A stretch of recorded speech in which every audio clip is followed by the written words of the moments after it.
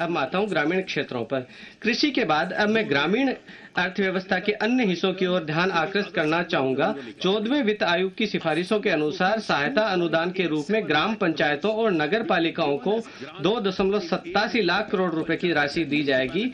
ये पिछले 5 वर्षों की अवधि की तुलना में 228% की महत्तर वृद्धि है।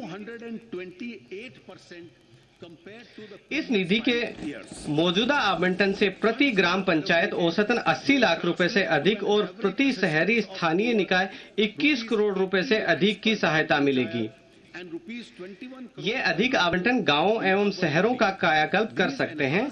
इसे कार्य रूप देने के लिए पंचायती राज राज्यों के साथ कार्य करेगा और दिशा निर्देश तैयार करेगा। सूखा और ग्रामीण आपदा वाले क्षेत्रों पर ध्यान दिए जाने की अत्यंत आवश्यकता है। इन आपदाग्रस्त क्षेत्रों के प्रत्येक ब्लॉक को दीन दयाल अंत्योदय मिशन के तहत एक विशिष्ट ब्लॉक के रूप में लिया जाएगा। बहुविध आजीविका के प्रोत्साहन के लिए स्व सहायता समूह के गठन की प्रक्रिया तेज की जाएगी। मनरेगा के तहत क्लस्टर सुविधा टीमों का गठन किया जाएगा जो जल संरक्षण और प्राकृतिक संसाधनों के प्रबंधन को सुनिश्चित करेंगी। इन जिलों को प्रधानमंत्री कृषि सिंचाई योजना के तहत भी प्राथमिकता दी जाएगी। वर्ष 2016-17 में मनरेगा के लिए 38,500 करोड़ रुपए की राशि का आवंटन किया गया है। अध्यक्ष महोदया, ये जो धनराशि है ये अब तक की सबसे ज्यादा धनराशि खर्च की गई है मनरेगा के अंतर्गत। श्यामा प्रसाद मुखर्जी ग्रामीण शहरी मिशन, जिसका शुभारंभ हाल ही में माननीय प्रधानमंत्री द्वारा किया गया है, के तहत 300 ग्रामीण शहरी क्लस्टरों का विकास किया जाएगा। ये क्लस्टर किसानों के लिए अवसंरचनाएं, सुविधाएं और बाजार पहुंच सुलभ कराकर ग्रामीण क्षेत्रों में विकास केंद्रों का परिपोषण करेंगे। ये युवाओं के लिए अधिक रोजगार के अवसर भी प्रदान करेंगे। 1 अप्रैल 2015 की स्थिति के अनुसार कुल 18,542 गांवों का विद्युतीकरण नहीं हुआ था। माननीय प्रधानमंत्री ने 15 अगस्त 2015 को राष्ट्र को किए गए अपने संबोधन में ये घोषणा की थी कि शेष गांवों का विद्युतीकरण 1000 दिनों में कर लिया जाएगा। 23 फरवरी 2016 तक 5,542 गांवों का विद्युतीकरण किया जा चुका है। मेरे विचार से विद्युत मंत्रालय बधाई के पात्र है इसके लिए।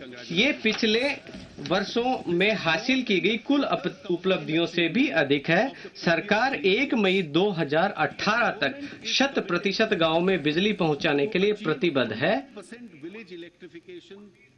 दीनदयाल उपाध्याय ग्राम ज्योति योजना और एकीकृत विद्युत विकास स्कीमों हेतु 8,500 करोड़ रुपए की व्यवस्था की गई है। स्वच्छ भारत मिशन विशेषकर ग्रामीण भारत में स्वच्छता और सफाई की स्थिति सुधारने का भारत का सबसे बड़ा अभियान है। यह विषय राष्ट्रपिता के हृदय के करीब था। स्वतंत्रता प्राप्ति के बाद पहली बार संसद में स्वच्छता पर एक व्यापक बहस हुई। ये लगभग प्रत्येक परिवार में चर्चा का विषय बना। हमने स्वच्छता के संबंध में शहरी क्षेत्रों के श्रेणीकरण की शुरुआत की है, जिसके परिणाम स्वरूप नगरों और शहरों के बीच एक रचनात्मक प्रतिस्पर्धा शुरू हुई है। स्वच्छ भारत अभियान के लिए 9,000 करोड़ रुपए की इस बार व्यवस्था की गई है। इस रफ्तार को बनाए रखने के लिए उन गांवों को पुरस्कृत करने हेतु केंद्रीय प्रायोजित स्कीम से प्राथमिकता प्राप्त आवंटन किया जाएगा, जो खुले में शौच करने की समस्या से मुक्त हो चुके हैं। हमने अपनी आबादी से और अधिक लाभ उठाने की आवश्यकता है। हमें भारत के ग्रामीण क्षेत्र में डिजिटल साक्षरता का प्रसार करना होगा। 16.8 करोड़ ग्रामीण परिवारों में से 12 करोड़ परिवारों के पास कंप्यूटर नहीं है और इन परिवारों में शायद ही कोई व्यक्ति होगा जो डिजिटल दृष्टि से साक्षर हो। हम डिजिटल साक्षरता को बढ़ावा देने के लिए 2 स्कीमें पहले ही अनुमोदित कर चुके हैं। ये स्कीम है राष्ट्रीय डिजिटल साक्षरता मिशन और डिजिटल साक्षरता अभियान दिशा। अब हम ग्रामीण भारत हेतु एक नई डिजिटल साक्षरता मिशन स्कीम आरंभ करने जा रहे हैं, जिसमें अगले 3 वर्षों के भीतर लगभग 6 करोड़ और परिवारों को शामिल किया जाएगा। इस स्कीम का ब्यौरा अलग से दिया जाएगा। विवाद मुक्त स्वामित्व बनाने के लिए भूमि अभिलेखों का आधुनिकीकरण करना अत्यंत आवश्यक है। राष्ट्रीय भूमि अभिलेख आधुनिकीकरण कार्यक्रम को डिजिटल इंडिया पहल के अंतर्गत नवीकृत किया गया है और इसे 1 अप्रैल 2016 से केंद्रीय क्षेत्र की स्कीम के रूप में क्रियान्वित किया जाएगा। इस नवीकृत कार्यक्रम से एक समेकित भूमि सूचना प्रबंधन प्रणाली तैयार होगी। इस परियोजना 150 करोड़ रुपए की व्यवस्था की गई है। पंचायती राज संस्थानों को अभिशासन क्षमता विकसित करनी होगी ताकि सतत विकास लक्ष्यों को हासिल किया जा सके। इसलिए एक नई पुनर्संरचित स्कीम राष्ट्रीय ग्राम स्वराज अभियान शुरू किए जाने का प्रस्ताव है, जिसके लिए वर्ष 2016-17 में 655 करोड़ रुपए रखे गए हैं। समग्र ग्रामीण विकास के लिए मैंने वर्ष 2016-17 के बजट में 87,765 करोड़ रुपए आवंटित किए हैं। मैं अब बैठ के पढ़ूं। अब मैं आता हूं सामाजिक क्षेत्र, स्वास्थ्य देखरेख सहित।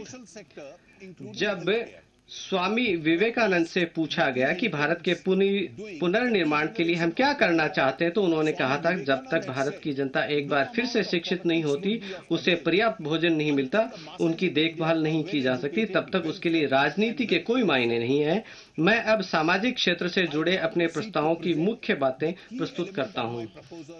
हमारे देश में रसोई गैस के सिलेंडरों को उच्च मध्य वर्ग की विलासिता की वस्तु माना जाता है। धीरे धीरे ये मध्यम वर्ग तक फैल गई, लेकिन गरीबों के लिए रसोई गैस सुलभ नहीं है। भारतीय महिलाओं को भोजन बनाते समय धुएं के अभिशाप का सामना करना पड़ता है। विशेषज्ञों के अनुसार रसोई घर में आग जलाना 1 घंटे में 400 सिगरेट जलाने के बराबर है। इस स्थिति में सुधार लाने का अब समय आ गया है। हमने गरीब परिवारों की महिला सदस्यों के नाम से एलपीजी कनेक्शन मुहैया कराने के लिए एक विशाल मिशन आरंभ करने का निर्णय लिया है। मैंने इन एलपीजी कनेक्शनों को मुहैया कराने के लिए आरंभिक लागत पूरी करने के लिए इस बजट में 2000 करोड़ रुपए की व्यवस्था की है। इसमें 16-17 में लगभग 1 करोड़ 50 लाख बीपीएल परिवारों को लाभ होगा। ये स्कीम कम से कम 2 वर्ष तक जारी रहेगी ताकि इसके तहत कुल 5 करोड़ बीपीएल परिवारों को शामिल किया जा सके। इससे देश भर में रसोई गैस की सर्वसुलभ कवरेज सुनिश्चित होगी। इस उपाय से महिलाओं का सशक्तिकरण होगा और उनके स्वास्थ्य की रक्षा होगी। इससे भोजन बनाने की मेहनत और उससे लगने वाला समय भी कम होगा। इससे रसोई गैस की आपूर्ति श्रृंखला में ग्रामीण युवाओं को भी रोजगार मिलेगा। मैं इस अवसर पर 75 लाख मध्य वर्गीय और निम्न वर्गीय परिवारों के प्रति आभार व्यक्त करता हूं, जिन्होंने प्रधानमंत्री जी के आह्वान पर स्वैच्छिक रूप से अपनी रसोई गैस सब्सिडी छोड़ दी। उनका ये कार्य देश के लिए गर्व का विषय है।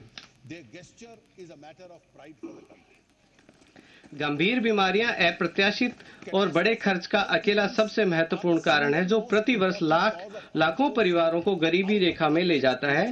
परिवार के सदस्यों की गंभीर बीमारी गरीब और आर्थिक रूप से कमजोर परिवारों की आर्थिक स्थिति पर भारी असर डालती है और उनकी आर्थिक सुरक्षा की बुनियाद हिला देती है।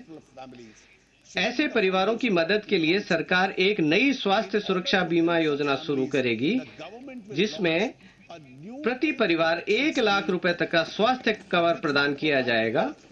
इस श्रेणी के 60 वर्ष और इससे अधिक की आयु वाले वरिष्ठ नागरिकों के लिए 30,000 रुपए का एक अतिरिक्त टॉप अप पैकेज भी दिया जाएगा। किफायती कीमतों पर स्तरीय औषधियां बनाना एक मुख्य चुनौती हमारे लिए रहा है। हम जेनेरिक औषधियों की आपूर्ति को बढ़ाएंगे। प्रधानमंत्री की जन औषधि योजना के अंतर्गत वर्ष 2016-17 के दौरान 3000 स्टोर खोले जाएंगे। भारत में प्रतिवर्ष गुर्दे की बीमारी के अंतिम चरण पर पहुंच चुके 2.2 लाख नए रोगियों की बढ़ोतरी हो रही है, जिसके परिणाम स्वरूप 3.4 करोड़ डायलिसिस सूत्रों की अतिरिक्त मांग बढ़ गई है। भारत में लगभग 4,950 डायलिसिस केंद्र हैं, जो मुख्यतः निजी क्षेत्र और प्रमुख शहरों में हैं। इस वजह से केवल आधी मांग की ही पूर्ति होती है। प्रत्येक डायलिसिस सत्र के लिए लगभग 2,000 रुपए का खर्च आता है, जो प्रतिवर्ष 3 लाख रुपए से अधिक बैठता है। इसके अलावा अधिकतर परिवारों को डायलिसिस सेवाओं के लिए अक्सर लंबी दूरी तय करके कई चक्कर लगाने पड़ते हैं, जिनसे यात्राओं पर भारी खर्च होता है और मजदूरी की हानि होती है। इस स्थिति का समाधान करने के लिए मैं राष्ट्रीय डायलिसिस सेवा कार्यक्रम की शुरुआत करने का प्रस्ताव करता हूं। सभी जिला अस्पतालों में डायलिसिस सेवाएं मुहैया कराने के लिए राष्ट्रीय स्वास्थ्य मिशन के तहत सरकारी निजी भागीदारी मोड के जरिए निधियां उपलब्ध कराई जाएंगी। इसकी लागत को कम करने के लिए मैं डायलिसिस उपकरणों के कुछ हिस्से पुर्जों पर बुनियादी सीमा, उत्पाद शुल्क, सीवीडी और एसईडी की छूट का भी प्रस्ताव करता हूं। अनुसूचित जाति और अनुसूचित जनजाति के उद्यमी सफल व्यावसायिक उद्यम शुरू करने और उन्हें सफलतापूर्वक चलाकर बड़ी आशा जगा रहे हैं। प्रधानमंत्री ने अनुसूचित जातियों और अनुसूचित जनजातियों के बीच उद्यमिता को बढ़ावा देने का आह्वान किया है ताकि वे नौकरी ढूंढने की बजाय नौकरी देने वाले बन सकें। मुझे आपको यह सूचित करते हुए प्रसन्नता है कि अनुसूचित जाति, अनुसूचित जनजाति तथा महिलाओं के बीच उद्यमिता को बढ़ावा देने के लिए केंद्रीय मंत्रिमंडल ने स्टैंड अप इंडिया स्कीम को मंजूरी दी है। इस परियोजनार्थ 500 करोड़ रुपए उपलब्ध कराए गए हैं। ये स्कीम प्रत्येक श्रेणी के एक उद्यमी के लिए प्रतिवर्ष प्रति बैंक शाखा कम से कम ऐसी 2 परियोजनाओं को मदद देगी। इस स्कीम से लगभग 2.5 लाख उद्यमी लाभान्वित होंगे। हम डॉक्टर बी.आर. अम्बेडकर की 125वीं जयंती मना रहे हैं। यह वर्ष अनुसूचित जाति, अनुसूचित जनजाति के उद्यमियों के लिए आर्थिक सशक्तिकरण का वर्ष होना चाहिए। हमने उद्यमिता परितंत्र निर्मित करने के संबंध में दलित भारत वाणिज्य और उद्योग मंडल के साथ विस्तृत चर्चा की।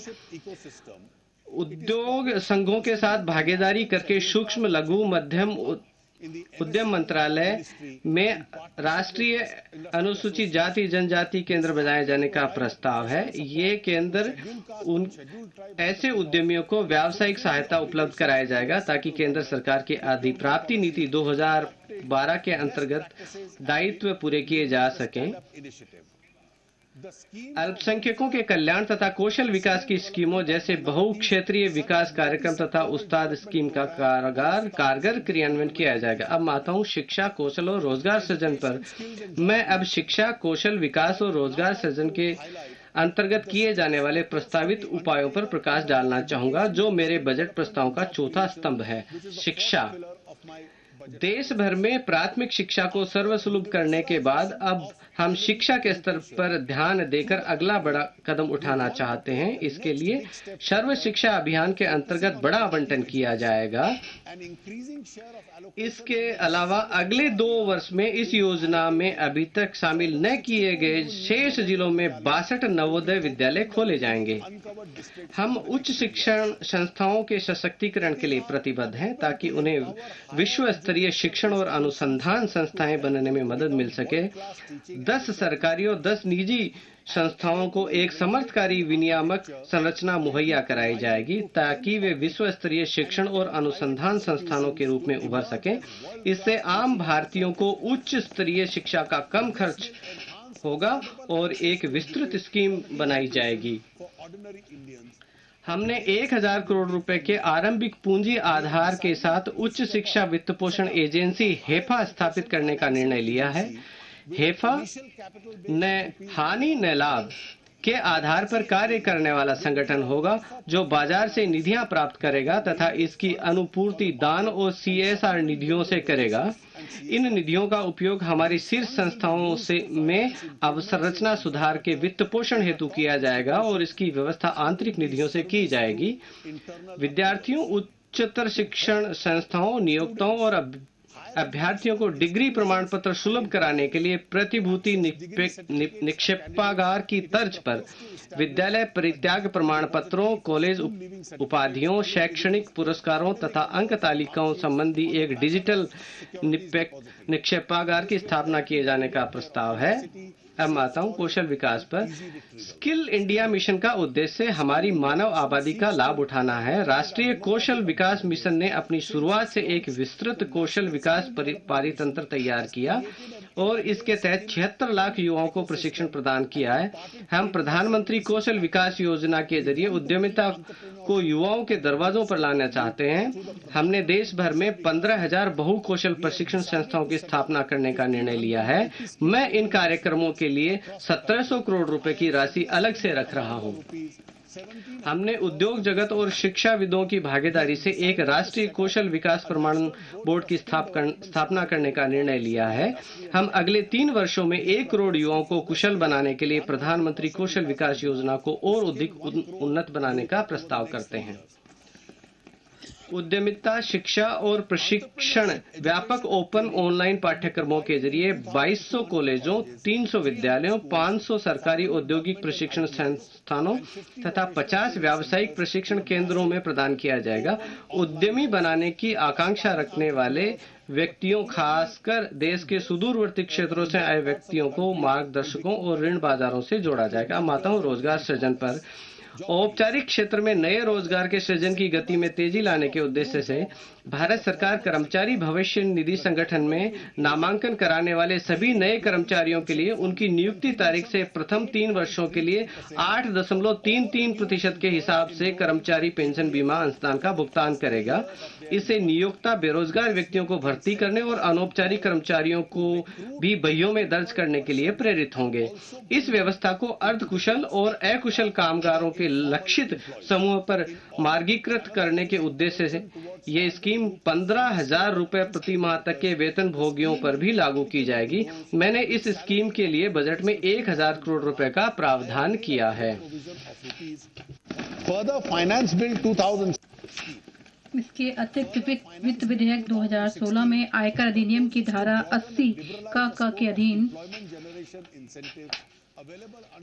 उपलब्ध रोजगार सृजन प्रोत्साहन का दायरा और अधिक व्यापक तथा उदार बनाने का प्रस्ताव किया गया है। यह कटौती न केवल किसी कारखाने में वस्तु के विनिर्माण से आय प्राप्त करने वाले कर निर्धारितों के लिए उपलब्ध होगी, बल्कि सभी निर्धारितों के लिए भी उपलब्ध होगी जिनकी इस अधिनियम के तहत सांविधिक लेखा परीक्षा की जाती है। इस प्रकार ऐसे सभी कर्मचारियों को देय परिलब्धियों के 30% की कटौती का 3 वर्षों तक दावा किया जा सकता है। वर्ष के दौरान उन्हें नियोजित करने वाले दिनों की न्यूनतम संख्या को भी 300 से घटाकर 240 दिन किए जाने का प्रस्ताव है। तथापि 25,000 रुपए से अधिक मासिक परिलब्धियों वाले कर्मचारियों के संबंध में कोई कटौती स्वीकार्य नहीं होगी। इसके अलावा उन कर्मचारियों के संबंध में भी कोई कटौती स्वीकार्य नहीं होगी जिनके लिए सरकार संपूर्ण कर्मचारी पेंशन स्कीम की अदायगी कर रही है। जुलाई 2015 में एक राष्ट्रीय करियर सेवा प्रारंभ की गई। रोजगार चाहने वाले 35 मिलियन से अधिक लोग इस सेवा में पहले ही पंजीकरण करा चुके हैं। हम 2016-17 के अंत तक 100 मॉडल करियर केंद्रों को संचालन योग्य बनाने का प्रस्ताव करते हैं। हम राज्य के रोजगार कार्यालयों को राष्ट्रीय करियर सेवा प्लेटफॉर्म से जोड़ने का भी प्रस्ताव करते हैं। खुदरा व्यापार देश में सबसे बड़ा सेवा क्षेत्र नियोक्ता है। यदि विनियमों को सरल बनाया जाए तो इस क्षेत्र में और भी अधिक रोजगार सृजित किए जा सकते हैं। यदि शॉपिंग मॉलों को सप्ताह के 7 दिन खुला रखा जा सकता है तो छोटी और मध्यम दुकानों क्यों नहीं। इन दुकानों को स्वैच्छिक आधार पर सप्ताह के सभी 7 दिन खुले रहने का विकल्प दिया जाना चाहिए। वस्तुतः अनिवार्य साप्ताहिक अवकाश, प्रतिदिन कार्य घंटों की संख्या आदि के दृष्टिगत कामगारों के हितों को भी सुरक्षित करना होगा। हम एक ऐसा मॉडल दुकान और प्रतिष्ठान विधेयक परिचालित करने का प्रस्ताव करते हैं जिसे राज्य सरकारों द्वारा स्वैच्छिक आधार पर स्वीकार किया जा सकता है। अवसंरचना और निवेश। बजट के मुख्य विषय ट्रांसफॉर्म इंडिया का 5वां सहायक स्तंभ है अवसंरचना और निवेश। सड़क क्षेत्र में पुराने कारकों के कारण वर्ष के प्रारंभ में 70 से अधिक परियोजनाएं अटकी पड़ी थी। इन परियोजनाओं की कुल लंबाई 8,300 किलोमीटर थी, जिसमें 1 लाख करोड़ रुपए से अधिक का निवेश शामिल था। अनुकरणीय और सकारात्मक हस्तक्षेप कार्रवाई से इनमें से लगभग 85% परियोजनाएं पुनः पटरी पर आ गई हैं।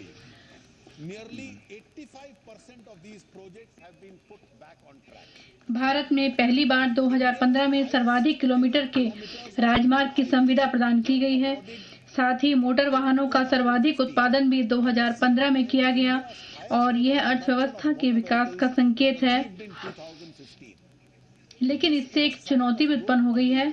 अतः हमने सड़क निर्माण की प्रक्रिया की गति भी तेज कर दी है।